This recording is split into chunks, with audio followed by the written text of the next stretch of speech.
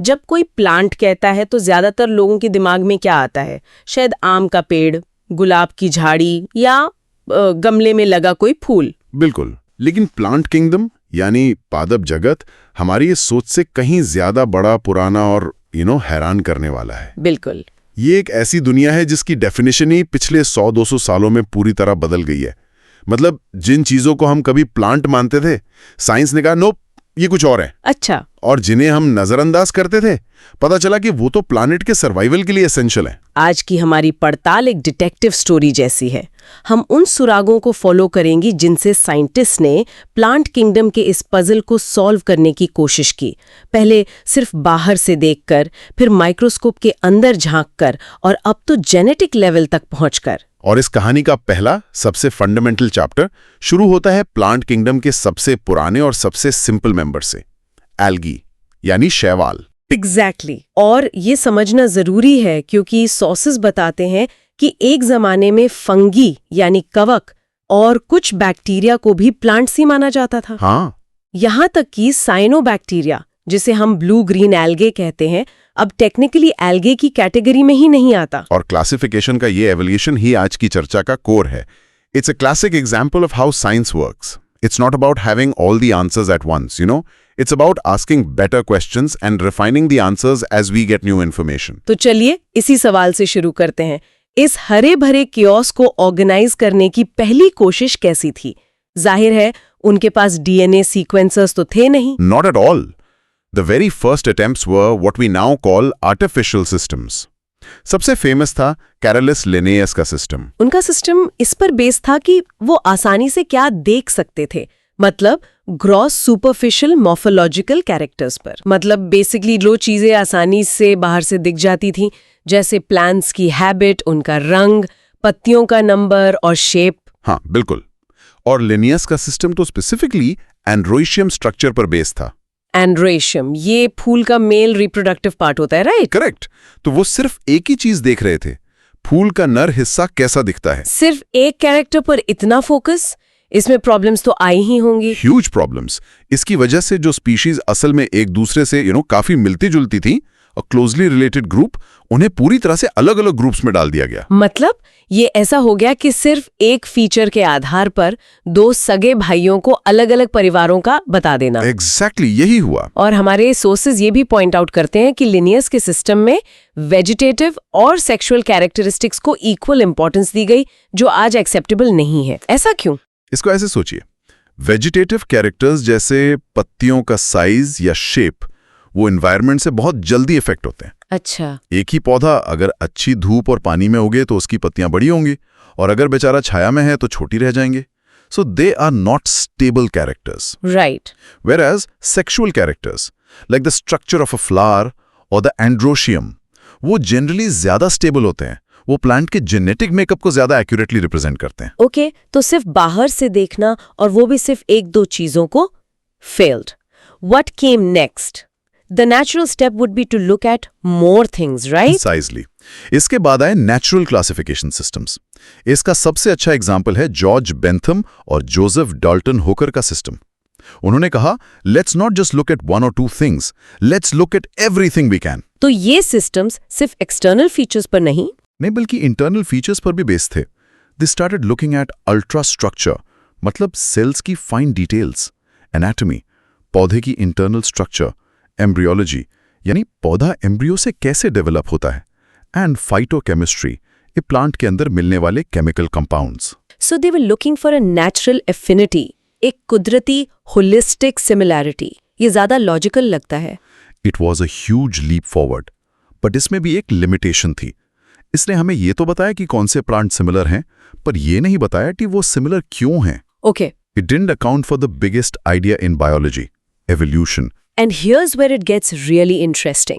आज हम phylogenetic classification systems use करते हैं जो evolutionary relationships पर बेस्ड है। ये सुनने में बहुत कॉम्प्लेक्स लगता है। आसान शब्दों में इसका मतलब क्या है? इसका फंडामेंटल assumption बहुत सिंपल है। Organisms belonging to the same taxa have a common ancestor. Taxa मतलब क्लासिफिकेशन की कोई भी यूनिट, जैसे स्पीशीज या फैमिली। करेक्ट। तो ये सिस्टम प्लांट्स का एक फैमिली ट्री बनाने जैसा है। ये मैप करने की कोशिश करता है कि लाखों सालों में कौन सा प्लांट ग्रुप किससे इवॉल्व हुआ। लेकिन लाखों साल पुराना फैमिली ट्री बनाना, स्पेशली जब आपके पास हर जनरेशन की फोटो यानी फॉसिल रिकॉर्ड ना हो, तो ये तो बहुत मुश्किल होगा। How do scientist fill in the gaps? That's where the modern toolkit comes in. जब फॉसिल एविडेंस नहीं होता तो हम दूसरे सोर्सेज ऑफ इन्फॉर्मेशन यूज करते हैं। For example, numerical taxonomy. इसमें कंप्यूटर्स का यूज होता है? हाँ, हम प्लांट के सभी ऑब्जर्वेबल कैरेक्टरिस्टिक्स को 100, 200 जितने भी मिलें उन्हें नंबर और कोड असाइन करते हैं।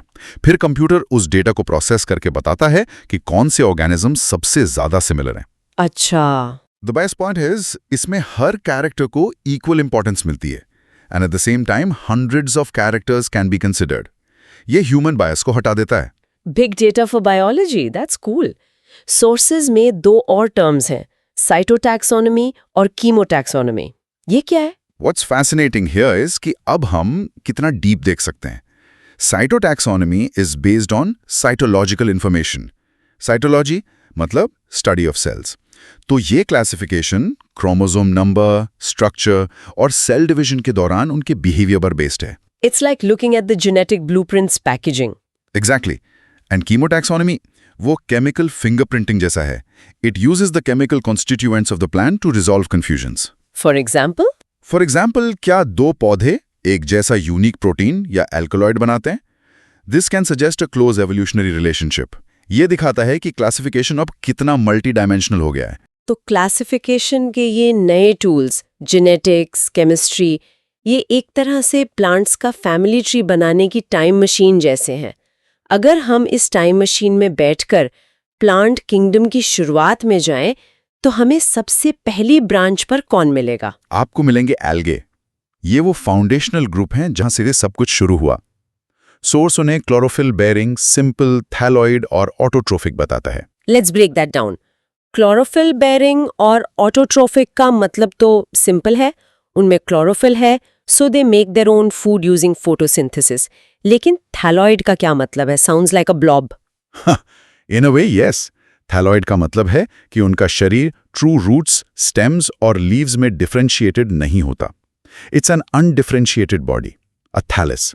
No complex plumbing, no specialised organs, just a simple functional body. और ये ज्यादातर एक्वाटिक है? हाँ, फ्रेश वाटर और मरीन दोनों एनवायरमेंट्स में पाए जाते हैं। मैं जब एल्गे के बारे में सोचती हूँ तो तालाब का हरा पानी या समुद्र के किनारे फिसलन वाली काई ही दिमाग में आती है। लेकिन हमारे सोर्सेज में तो कुछ बहुत सरप्राइजिंग हैबिटेट्स का जिक्र है।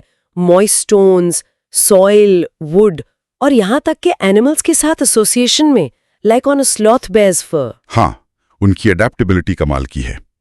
स्लॉथ बेयर के फर पर उगने वाले एल्गे उसे कैमोफ्लेज में मदद करते हैं। It's a symbiotic relationship. Wow! Their diversity in form and size is also mind-boggling. एक तरफ माइक्रोस्कोपिक कोलोनियल फॉर्म्स हैं, जैसे वॉलवॉक्स, जहां हजारों सिंगल सेल्स एक हॉलो बॉल बनाकर साथ रहते हैं। दूसरी तरफ फिलामेंटस फॉर्म्स हैं, जैसे यूलोथ्रिक्स और स्पाइरोगायरा, जो पानी में हरे धागों की तरह तैरते हैं। And then there is the other extreme, marine forms जैसे केल्प्स, जो मैसिव प्लांट बॉडीज बनाते हैं। मैंने पढ़ा है कि वो 100 मीटर्स तक लंबे हो सकते हैं। That's like a 30-story building underwater. Exactly. They form vast underwater forests that are crucial ecosystems for thousands of marine species. From a single cell to a 100-meter forest, that's the incredible range of algae. अब बात करते हैं reproduction की, life का fundamental process. Source में 3 methods का जिक्र है, वेजिटेटिव, एसेक्सुअल और सेक्सुअल। वेजिटेटिव तो सिंपल लगता है, फ्रैगमेंटेशन से a piece breaks off and grows into a new individual. Yes, very simple and effective. Asexual reproduction is a step up. ये spores बनाकर होता है, जिनमें सबसे common है zoospores. The zoo part of the name tells you they can move, they are motile. And then there's sexual reproduction, gametes का fusion. Sources में इसके 3 types बताए गए हैं, isogamous, anisogamous और oogamous. ये terms थोड़े technical है। Let's use an analogy. इसे आप एवोल्यूशन में कॉम्प्लेक्सिटी के 3 लेवल्स की तरह समझ सकते हैं। सबसे सिंपल है आइसोगैमस। ओके। यहाँ a fusion of 2 gametes takes place which are similar in size. आप इन्हें इक्वल पार्टनर गैमेट्स कह सकते हैं। कोई क्लियर मेल फीमेल डिस्टिंक्शन नहीं, दोनों एक जैसे दिखते हैं और बिहेव करते हैं। Okay, level 1, equality. What's level 2? Level 2 is anisogamous. यहाँ a fusion of two gametes dissimilar in size takes place. एक पार्टनर थोड़ा बड़ा और दूसरा थोड़ा छोटा होता है। Here we see the beginning of specialization. And the final level? That would be oogamous, जो सबसे advanced है। This is the classic model जो हम higher plants और even animals में देखते हैं। It involves the fusion of one large, non-motile female gamete and a smaller, energetic, motile male gamete. तो ये एक efficient strategy है? बिल्कुल। ये strategy ensure करती है कि embryo को life में एक अच्छा, resource-rich start मिले। So, algae show the entire evolutionary progression in reproduction within just one group. That's fascinating. Okay, so they are diverse, they are adaptable. But why should we, sitting here on dry land, really care about them? For one very, very big reason. I want you to guess. What is the single most important chemical process for life on Earth? Photosynthesis. Right. Now, who do you think does most of it? The rainforests. The Amazon is called the lungs of the planet, right? That's a common perception. But the source material has a staggering fact. It says at least a half of the total carbon dioxide fixation on Earth is carried out by algae through photosynthesis. Wait, hold on. Let that sink in. Half. At least half of the planet's CO2 fixation. मतलब हमारी atmosphere को clean करने का आधा काम ये simple organisms करते हैं जिन्हें हम नोटिस भी नहीं करते. Precisely. So the real lungs of the planet are floating in the oceans. Precisely. We're always focused on the Amazon, but the planet's primary climate engine is aquatic. CO2 consume करके वो अपने immediate environment में dissolved oxygen का level भी बढ़ाते हैं, which is critical for all aquatic life. Right. They are the primary producers at the base of all aquatic food chains. Every fish, every whale, every aquatic ecosystem ultimately depends on the energy captured by algae. That one fact completely changes my perspective. So they save the planet, right? But what have they done for us lately on a more commercial level? A lot actually. कई species तो सीधे खाई जाती हैं. बहुत सी coastal countries में porphyra, laminaria और सागासम जैसी स्पीशीज डेली डाइट का हिस्सा हैं। पोरफायरा ही वो नोरी है जिसे सुशी रैप करने में यूज करते हैं। So I've been eating algae all along. What else? Certain marine brown और रेड algae बड़ी मात्रा में हाइड्रोकोलॉइड्स प्रोड्यूस करते हैं। Hydrocolloids. मतलब substances that can hold water. जैसे? ब्राउन algae से एल्जिन और रेड algae से केराजीन। हाँ. These are used commercially as thickeners and emulsifiers. Meaning? Where would I find them? आपकी आइसक्रीम में उसे स्मूथ टेक्सचर देने के लिए, टूथपेस्ट में, कॉस्मेटिक्स में, पेंट्स में, they are everywhere. फिर है अगार, जो जेलिडियम और ग्रासिलेरिया जैसे एल्गी से मिलता है। हाँ, अगार के बारे में मैंने सुना है, लैब्स में यूज होता है। बिल्कुल, माइक्रोब्स ग्रो करने के लिए। But also to make jellies and desserts. This is incredible. But the most futuristic use mentioned in the source has to be chlorella. Ah, yes. Chlorella एक यूनिसेल्युलर ग्रीन एल्गा है जो protein में extremely rich होता है। It's used as a food supplement even by space travellers. That's the ultimate endorsement, isn't it? Space travel में हर gram weight का हिसाब होता है। अगर स्पेस एजेंसीज क्लोरेला चूज कर रही हैं, तो ये बताता है कि वो कितना पावरफुल पैकेज ऑफ न्यूट्रिशन है। It's the perfect food for a close system. ये ऑक्सीजन प्रोड्यूस करता है, CO2 कंज्यूम करता है और हाई क्वालिटी प्रोटीन देता है। It's a miniature life support system. Okay, so let's get into the details a bit. हमारे sources algae को 3 main classes में divide करते हैं. Chlorophyceae, Phaeophyceae and Rhodophyceae. मतलब green, brown और red algae. Is this classification just about the color? नहीं, इसके पीछे एक बहुत deep story है. You should think of them as 3 different survival strategies.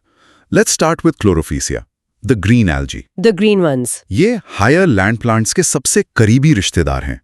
उनमें सेम डोमिनेंट पिगमेंट्स हैं, क्लोरोफिल A और B। इसीलिए उनका ग्रास ग्रीन कलर होता है। और वो फूड भी स्टार्च के रूप में स्टोर करते हैं लैंड प्लांट्स की तरह। Yes. Pyrenoids नाम के स्पेशल स्ट्रक्चर्स में। Their cell wall is also similar.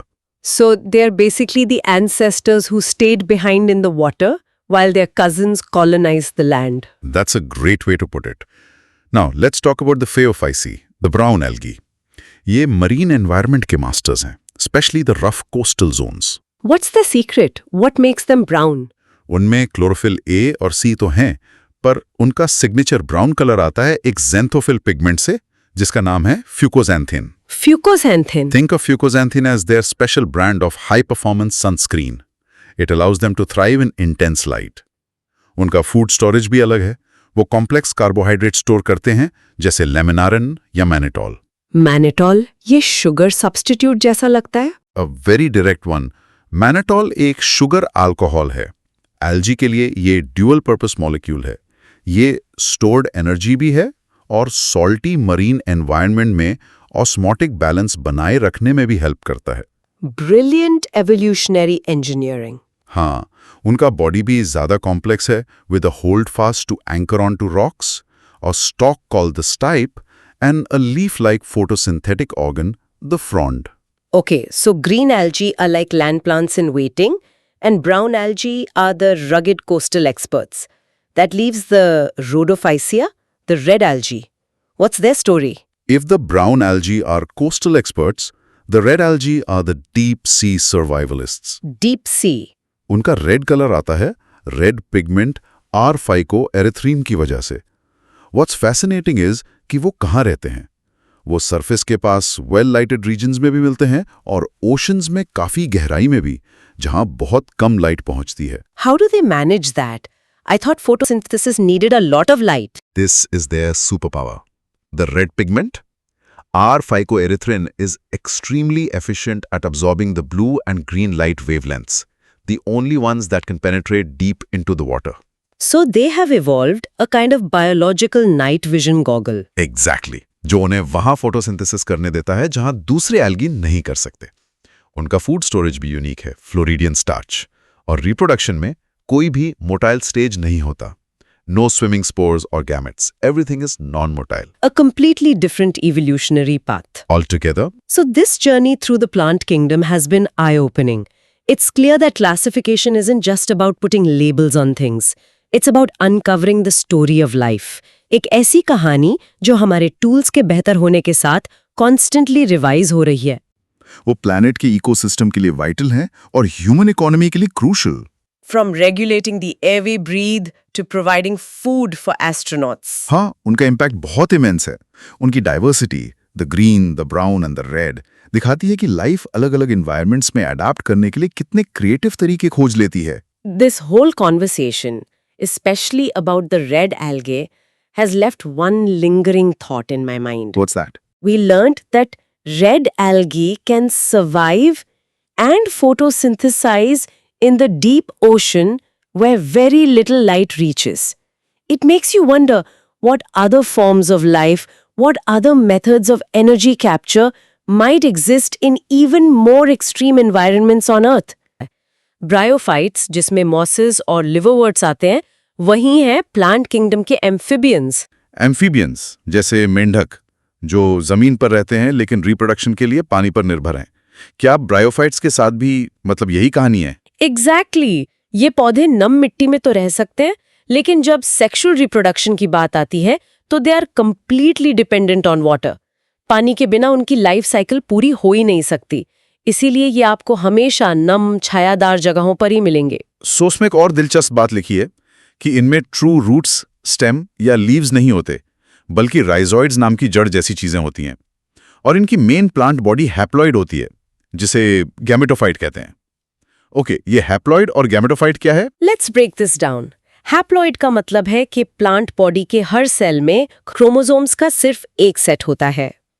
Humans में 2 सेट्स होते हैं, हम डाइप्लॉइड हैं। अच्छा। और इसे गैमेटोफाइट इसलिए कहते हैं because its main function is to produce gametes, the reproductive cells. अच्छा, तो पौधे की जो मेन बॉडी हमें दिखती है वही गैमीट्स बना रही है। प्रिसाइजली। मेल सेक्स ऑर्गन एंथेरिडियो बनाता है बायफ्लैजेलेट एंथेरोजॉइड्स। ये मेल गैमीट्स हैं जिनके 2 फ्लैजेला होते हैं, और फीमेल सेक्स ऑर्गन आर्चिगोनियम एक सिंगल एग बनाता है। और फ्लैजेला का मतलब है कि उन्हें तैरना आता होगा, मतलब उन्हें एग तक पहुंचने के लिए पानी चाहिए। बिल्कुल पानी चाहिए। ये हमें वापस एम्फीबियंस वाली बात पर ले आता है। बिल्कुल, बिना पानी के फर्टिलाइजेशन हो ही नहीं सकता, वो पूरा सिस्टम फेल हो जाएगा। तो फर्टिलाइजेशन के बाद क्या होता है? जाइगोट बनता होगा? हाँ, जाइगोट बनता है जो डिप्लॉयड होता है। लेकिन यहाँ एक ट्विस्ट है, ये जाइगोट तुरंत मियोसिस करके स्पोर्स नहीं बनाता। इंस्टेड ये एक मल्टी सेल्यूलर बॉडी में डेवलप होता है जिसे स्पोरोफाइट कहते हैं। एक मिनट, तो ये सीधे अगली पीढ़ी के स्पोर्स नहीं बना रहा बल्कि पहले एक और स्टेज बना रहा है। That's an interesting delay. Exactly और यही सबसे दिलचस्प बात है। ये स्पोरोफाइट फ्री लिविंग नहीं है, ये पोषण के लिए फोटोसिंथेटिक गैमीटोफाइट से जुड़ा रहता है। Essentially, the child generation is dependent on the parent generation for food. Wow, तो एक पूरी जनरेशन दूसरी पर फिजिकली अटैच्ड और डिपेंडेंट है। Yes, बाद में इस स्पोरोफाइट के कुछ सेल्स में मियोसिस के जरिए हैप्लॉइड स्पोर्स बनते हैं। ये स्पोर्स हवा में फैल जाते हैं और जब उन्हें सही नम जगह मिलती है तो वे जर्मिनेट होकर एक नया गेमीटोफाइट प्लांट बनाते हैं and the cycle begins again. क्या इनका कोई आर्थिक या पारिस्थितिक महत्व भी है? आर्थिक रूप से देखें तो बहुत ज्यादा नहीं, पर सोर्स में स्फैग्नम का जिक्र है जो एक मॉस है। ये पीट बनाता है जिसे सदियों से फ्यूल के तौर पर इस्तेमाल किया गया है। ये वही मॉस है जो आजकल गार्डन सेंटर्स में हैंगिंग बास्केट्स के लिए मिलता है ना? इसकी वाटर होल्डिंग कैपेसिटी जबरदस्त होती है। मैंने कभी नहीं सोचा था कि लोग इसे ईंधन की तरह इस्तेमाल करते थे। हाँ, वही है। And ecologically they are pioneers. Lichens के साथ मिलकर ये नंगी चट्टानों पर उगने वाले पहले जीव होते हैं। ये चट्टानों को तोड़कर मिट्टी बनाते हैं जिसे प्लांट सक्सेशन कहते हैं। राइट। प्लस मॉसेस मिट्टी पर एक कारपेट जैसा बना लेते हैं जो सॉइल इरोजन यानी मिट्टी के कटाव को रोकता है। तो ब्रायोफाइट्स ने जमीन पर पहला कदम तो रख दिया, लेकिन वे पानी से बंधी एक अदृश्य जंजीर में जकड़े हुए थे। वे हमेशा पानी के किनारे रहने को मजबूर थे। तो एवोल्यूशन के सामने अगला बड़ा सवाल था, इस जंजीर को कैसे तोड़ा जाए और जमीन पर डोमिनेट कैसे किया जाए। और यहीं से टेरिडोफाइट्स की कहानी शुरू होती है। इनमें हॉस्टेल्स और फर्न्स आते हैं और यहाँ एवोल्यूशन का एक गेम चेंजर मोमेंट आता है। टेरिडोफाइट्स ने वैस्कुलर टिश्यूज, जाइलम और फ्लोएम का आविष्कार किया, जिसे हम पौधे का इंटरनल प्लम्बिंग सिस्टम कह सकते हैं। जाइलम पानी को ऊपर ले जाता है और फ्लोएम खाने को डिस्ट्रीब्यूट करता है। Perfect analogy. ये सिर्फ पाइपलाइन नहीं थी, ये आसमान की तरफ दौड़ की शुरुआत थी। पहली बार पौधे ग्रेविटी को चैलेंज करके ऊंचे उठ सकते थे, सूरज की रोशनी के लिए कंपीट कर सकते थे। इसने जमीन पर जीवन का पूरा लैंडस्केप बदल दिया। और एक और बड़ा शिफ्ट आया। ब्रायोफाइट्स के उलट यहाँ मेन प्लांट बॉडी जो हमें दिखती है वो स्पोरोफाइट है, डिप्लॉयड वाली generation. Yes, the dominant phase is now the sporophyte, जिसमें ट्रू रूट्स, स्टेम और लीव्स होते हैं। गेमीटोफाइट बहुत छोटा हो गया है, लेकिन एक प्रॉब्लम अभी भी थी। पानी वाले। हाँ, रिप्रोडक्शन के लिए इन्हें अब भी पानी की जरूरत थी क्योंकि इनके मेल गमीट्स को भी तैर कर एग तक जाना पड़ता था। This limited their spread. Source में पिटेरिडोफाइट्स के बारे में दो टर्म हैं, होमोस्पोरस और हेटेरोस्पोरस। इनमें क्या फर्क है? What's fascinating here is that most pteridophytes are homosporous. They produce only one type of spore. लेकिन सेलाजिनेला जैसे कुछ जेनरा हेटेरोस्पोरस हैं। वे दो तरह के स्पोर्स बनाते हैं, माइक्रोस्पोर्स जो छोटे होते हैं और मेल गेमीटोफाइट बनाते हैं, और मेगास्पोर्स जो बड़े होते हैं और फीमेल गेमीटोफाइट बनाते हैं। और सोर्स इसे सीड हैबिट का प्रीकर्सर कहता है, मतलब बीज बनाने की आदत की तरफ पहला कदम। ऐसा क्यों?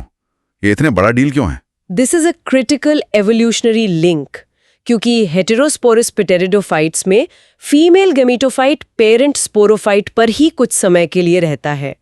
फर्टिलाइजेशन के बाद जाइगोट का डेवलपमेंट भी पेरेंट प्लांट पर ही होता है।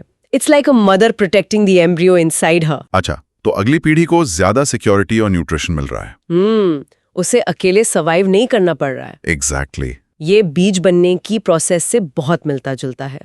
It was a first step towards the invention of the seed. तो पिटेरिडोफाइट्स ने वैस्कुलर टिश्यू बनाकर पौधों को ऊंचाई दी और हेट्रोस्पोरी से बीज के लिए स्टेज तैयार किया। चलिए अब उन पौधों की बात करते हैं जो ए लिस्ट स्टार्स हैं, जिनमें बीज होते हैं, जिम्नोस्पर्म्स। जिम्नोस्पर्म्स, इसका मतलब है नेकेड सीड्स। ग्रीक में जिम्नो नेकेड, स्पर्मा सीड्स। ऐसा इसलिए क्योंकि इनके ओव्यूल्स किसी ओवरी वॉल से ढके नहीं होते। फर्टिलाइजेशन के बाद जो बीज बनते हैं वे भी एक्सपोज्ड रहते हैं, नेकेड। सोर्स में कुछ शानदार उदाहरण हैं, जैसे जॉइंट रेडवुड ट्री, सिकोया, जो दुनिया के सबसे ऊंचे पेड़ों में से एक है, और पाइनस की जड़ों में माइकोराइजा नाम का फंगल एसोसिएशन होता है, और साइकस में कोरोलॉइड रूट्स जिसमें नाइट्रोजन फिक्सिंग बैक्टीरिया रहते हैं। ये सब एडेप्टेशंस हैं। Yes, all brilliant adaptations. Mycorrhiza पोषक तत्व खींचने में मदद करता है, कोरोलॉइड रूट्स नाइट्रोजन सप्लाई करती हैं। इनकी पत्तियां भी एक्सट्रीम कंडीशंस झेलने के लिए बनी हैं, जैसे कॉनिफर्स में सुई जैसी पत्तियां, मोटी क्यूटिकल और संकन स्टोमेटा पानी के लॉस को कम करते हैं। तो जिम्नोस्पर्म्स ने खुद को सूखे के लिए अडेप्ट कर लिया, जड़ें भी एडवांस्ड हो गई, लेकिन रिप्रोडक्शन का क्या? वे अभी भी ब्रायोफाइट्स और टेरिडोफाइट्स की तरह पानी पर निर्भर थे, या उन्होंने इस सबसे बड़ी पहेली को भी सुलझा लिया था? They solved it, and this was their master stroke. सबसे बड़ा बदलाव ये था कि अब फ्री लिविंग गैमीटोफाइट्स नहीं रहे। पानी पर निर्भरता फर्टिलाइजेशन के लिए पूरी तरह खत्म हो गई। मेल गैमीटोफाइट श्रिंक होकर एक पॉलन ग्रेन बन गया। तो अब स्विमिंग गैमीट्स की जरूरत नहीं, डिलीवरी सिस्टम ही बदल गया। करेक्ट। पॉलिनेशन अब हवा से होने लगा। पॉलन ग्रेन्स हवा के जरिए फीमेल स्ट्रक्चर्स तक पहुंचते हैं। फीमेल गैमीटोफाइट भी ओव्यूल के अंदर पेरेंट प्लांट पर ही सुरक्षित रहता है।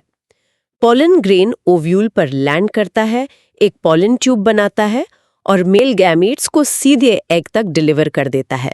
No water needed. ये जमीन पर पूरी तरह से आजादी थी। It allowed plots to conquer even the driest parts of the world. Absolutely. It was a massive evolutionary win.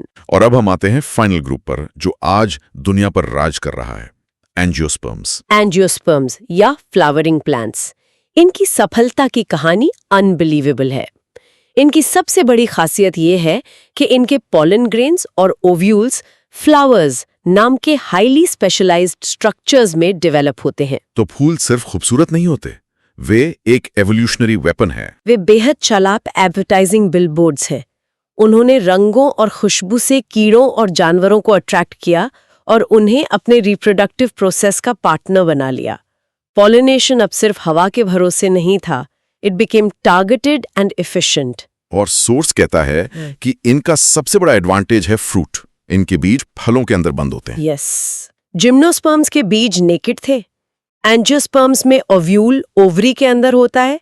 Fertilisation के बाद ओवरी फल बन जाती है और ओव्यूल्स बीज। ये एक डबल एडवांटेज है। पहला, बीज को सुर प्रोटेक्शन मिलती है। दूसरा, and this is brilliant, the fruit is a payment. अब पेमेंट किसे? जानवरों को। जानवर मीठा फ्लैशी फल खाते हैं और बदले में बीजों को दूर दूर तक फैलाने का काम करते हैं। This is an incredible dispersal mechanism. It's a fantastic evolutionary deal. इसमें कोई शक नहीं कि वे सफल क्यों हैं। सोर्स में इनकी डाइवर्सिटी का भी जिक्र है। सबसे छोटे वॉल्फिया से लेकर 100 मीटर से ऊंचे यूकेलिप्टस तक। और हम खाने, कपड़े, दवाइयों, हर चीज के लिए इन पर निर्भर हैं। बिल्कुल। इन्हें 2 क्लासेस में बांटा गया है। डाइकोटिलिडन्स, जिनके बीजों में 2 कॉटिलिडन्स होते हैं जैसे मटर या आम, एंड मोनोकॉटिलिडन्स, जिनमें एक कॉटिलिडन होता है जैसे मक्का या गेहूं। So what does this all mean? हमने पौधों के एवोल्यूशन की एक कमाल की यात्रा देखी। पानी पर निर्भर ब्रायोफाइट्स से प्लम्बिंग सिस्टम वाले टेरिडोफाइट्स तक, फिर नेकेड सीड्स वाले जिम्नोस्पर्म्स और आखिर में फ्लावर्स एंड फ्रूट्स वाले एंजियोस्पर्म्स तक। हर स्टेज एक प्रॉब्लम का सॉल्यूशन था। इस प्रोग्रेशन को समझना हमें नेचर में इनोवेशन को अप्रिशिएट करने में मदद करता है। द प्रॉब्लम वाज जमीन पर पानी कैसे मिले? Solution, vascular tissues. The problem was बिना पानी के रिप्रोड्यूस कैसे करें? Solution, pollen and seeds. The problem was बीजों को बेहतर तरीके से प्रोटेक्ट और डिस्पर्स कैसे करें? Solution, flowers and fruits. ये सिर्फ रटना नहीं है, ये प्रॉब्लम सॉल्विंग की एक एपिक स्टोरी है। हम आज की इस चर्चा को एक विचार के साथ समाप्त करते हैं। सोर्स में कहा गया है कि कुछ पिटेरिडोफाइट्स में जाइगोट का डेवलपमेंट सीड हैबिट का प्रीकर्सर था। ये एक महत्वपूर्ण सवाल उठाता है। This raises an important question. सवाल ये है कि वो कौन से एनवायरमेंटल प्रेशर्स रहे होंगे जिन्होंने इस छलांग को पुश किया होगा। एक फ्री लिविंग वल्नरेबल गैमेटोफाइट से हटकर अगली पीढ़ी को पेरेंट प्लांट पर ही प्रोटेक्ट करने की जरूरत क्यों पड़ी? क्या ये बढ़ता हुआ सूखा था, या शायद छोटे छोटे जानवरों से एम्ब्रियो को बचाने का एक तरीका? एग्जैक्टली ये सोचना हमें एवोल्यूशन के वाई को समझने में मदद करता है, नॉट जस्ट द व्हाट।